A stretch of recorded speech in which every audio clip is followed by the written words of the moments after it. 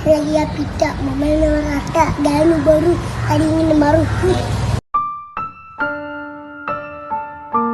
නිවස ඉදිරිපිට සිය සහෝදර සහෝදරයන් සමග කෙලිදැලෙන් පසු වූ පස් හැවිරිදි කුඩා දරුවෙකු වෑන් රථයක ගැටීමෙන් අවසනාවන්ත ලෙස ජීවිතක්ෂර පත්ව තිබෙනවා.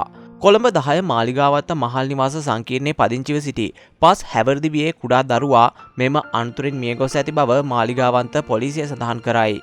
දරුවන් සිව් දෙනෙකුගෙන් යුත් පවුලේ තුන්වෙනි දරුවා වන මොහු සිය වැඩිමහල් සොහොයුරිය සහ අනෙකුත් සහෝදරයන් සමග නිවස ඉදිරිපිට සෙල්ලම් කරමින් සිටියේදී මෙම අනතුර සිදුව තිබෙනවා. දරුවා එකවරම අතුරු මාර්ගය දෙසට දිව යාමේදී මිල්ටන් පෙරේරා මාවත දෙස සිට කලේ මගල් වීදිය ඔස්සේ ධාවනය වූ වෑන් රථයක ගැටි ඇති බව පොලිස් මූලික පරීක්ෂණවලදී හෙළි වී තිබෙනවා.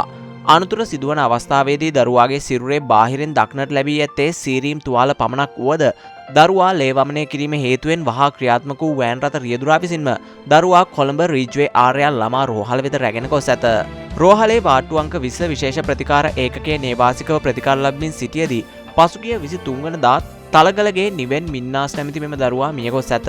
සිද්ධිය සම්බන්ධයෙන් වෑන් රථයේ පැදවූ කොළඹ 15 මට්ටක්කුලිය කදිරාන ප්‍රදේශයේ පදිංචි 50 හැවිරිදි පුද්ගලයෙකු පොලිසිය විසින් අත්අඩංගුවට ගෙන තිබෙනවා.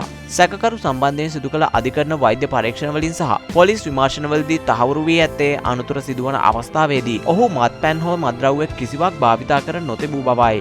මාලිගාවත්ත පොලිසිය ස්ථානාධිපති ප්‍රධාන පොලිස් පරීක්ෂක ටීබීඑස් කල්යාණතුංග මහතාගේ උපදෙස් පරිදි රථවාහනාංශයේ ස්ථානාධිපති උප පොලිස් පරීක්ෂක මංජු ප්‍රසන්න සහ පොලිස් කොස්තාපල් අවිෂ්ක ඇතුළු නිලධාරීන් කණ්ඩායමක් මේ පිළිබඳව වැඩිදුරටත් පරීක්ෂණ පවත්වති.